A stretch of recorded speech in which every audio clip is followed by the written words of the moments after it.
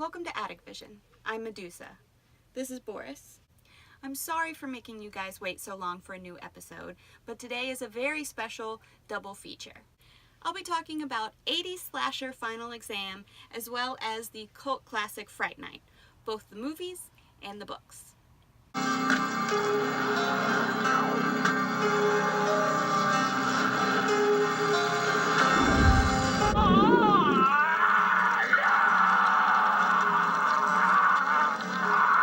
So first up,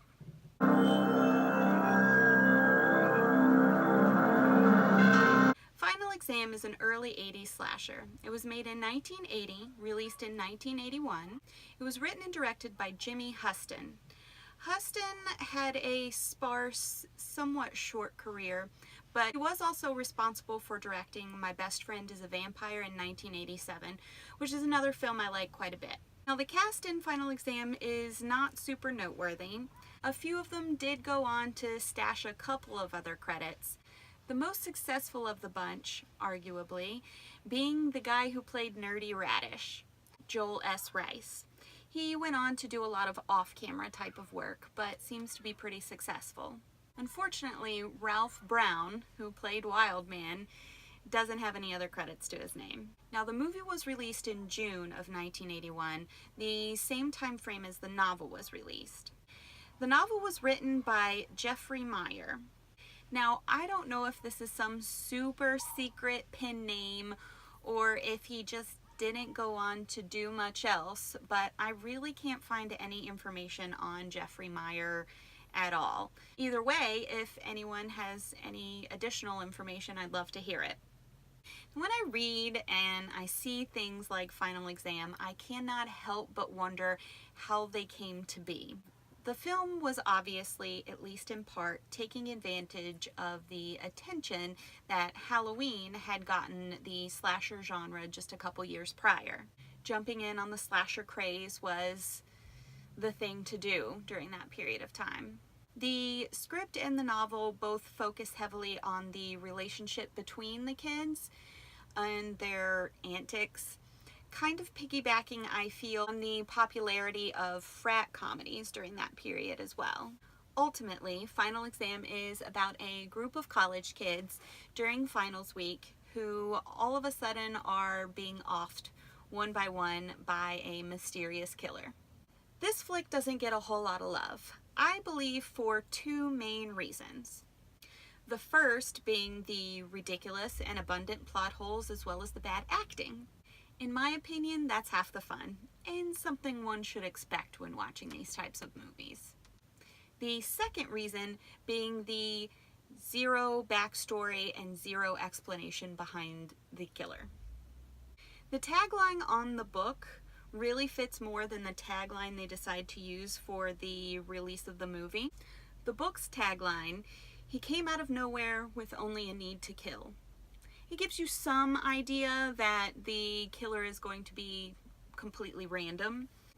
A small expectation, at least. After its release, the film was reviewed pretty roughly, but from what I've seen to dig up, it didn't perform too terribly. Of course, now it's thrown into the bucket of 80s slashers with all the rest, but there's just something about this movie that I find special, and I really enjoy it. Now, with that said, I am sorry to say I don't feel that way about the novel.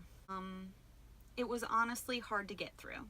Now, it's a beautiful paperback. I absolutely love the cover, and I love having it in my collection. But the walls of text that I was met with every page turn, the abundance of parentheses and semicolons, make it hard to navigate. It flips back and forth between this character and that character. It feels like a bunch of ideas that were put together. I couldn't get into it at all. I think mostly due to the writing style. However, there are a couple of things that are presented a little bit better in the novel than they are in the movie. For example, the first kill, instead of being at a golf course like what takes place in the movie, it's actually in a local cemetery that kids go to neck in private.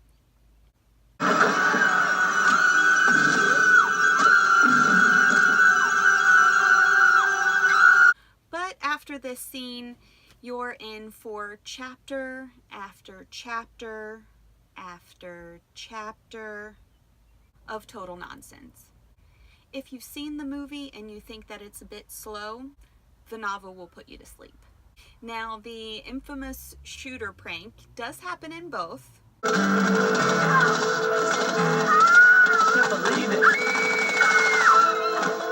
But it's basically completely skimmed over in the novel and taken even less seriously than the movie takes it. Somehow there's even less explanation in the novel as well. The kills are also just a smidge different.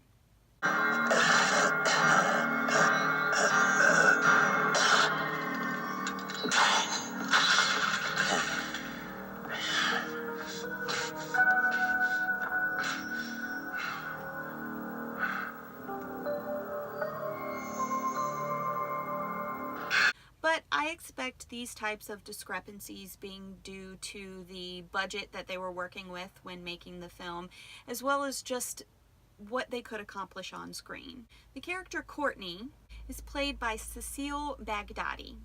This is her only credit. She's like our main character, and spoiler, our final girl. Unlike the movie, which focuses on her enough to where you can tell that's the position she's in, the novel just feels like it jumps all around the place and often makes it real difficult to tell who we're supposed to be focusing on. However, when you can decipher these text blocks, Courtney and Radish are much better characters in the novel than they are played out in the film. Their relationship also makes a lot more sense in the book. By the end of both, the killer comes out of nowhere, and the film ends pretty abruptly after a truly strange final act. All right, freeze. Hold it right there. You make one more move toward that girl, I swear I'm gonna hang your head on my wall.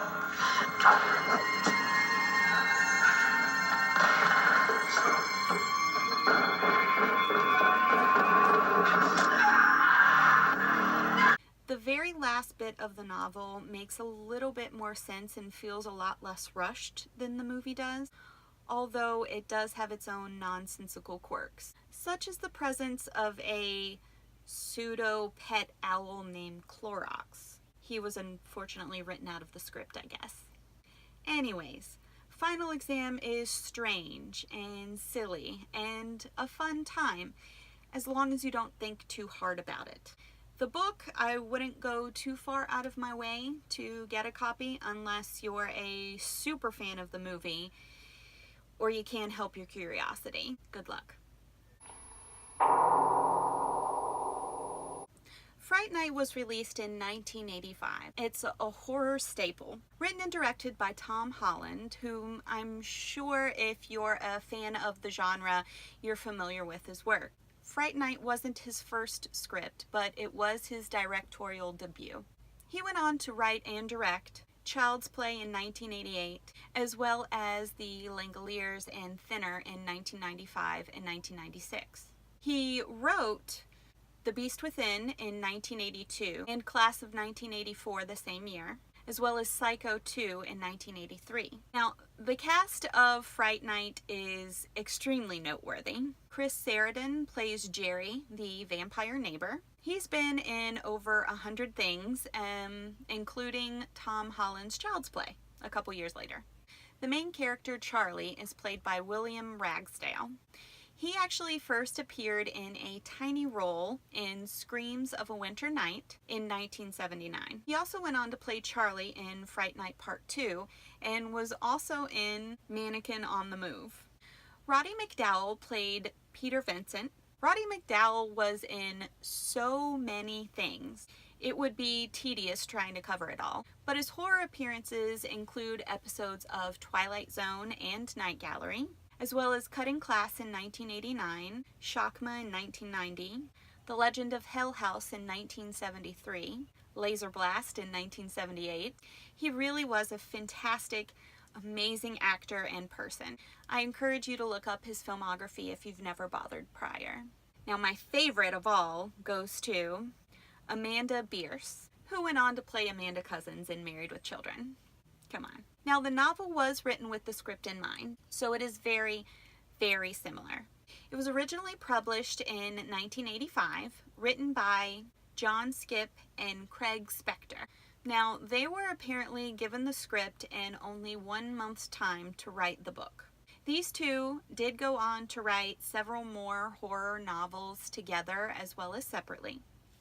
Now, I know there are a lot of people who know this movie inside and out, so I will do my best to point out the differences between the two.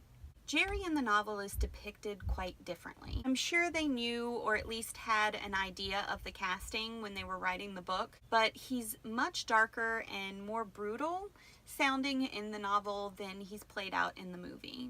The scene with the holy water. Bottoms up.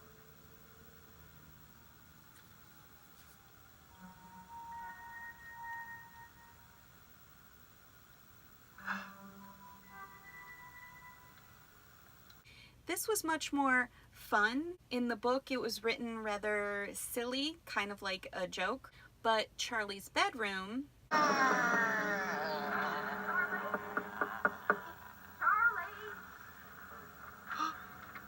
has a much scarier vibe to it, and it seems to last longer in the novel than it did in the movie.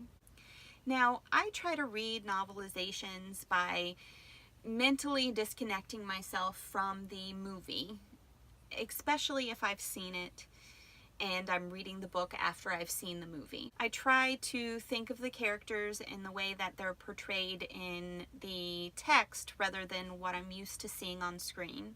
With that said, another big thing for me when I was reading Fright Night versus when you're watching it was the characters themselves. Evil Ed was a little different, kind of annoying, and honestly his name is repeated so many times in the book it was exhausting. But his family environment is presented a little bit differently. The novel surely has more time to delve into the characters' backgrounds as well as their inner thoughts. Charlie's character is kind of an ass. I think the casting for the movie did wonders for Charlie. It helped make his character lovable and more charming, whereas in the book, his inner monologues are painful and really made me dislike him as a character. The end is also just a bit different.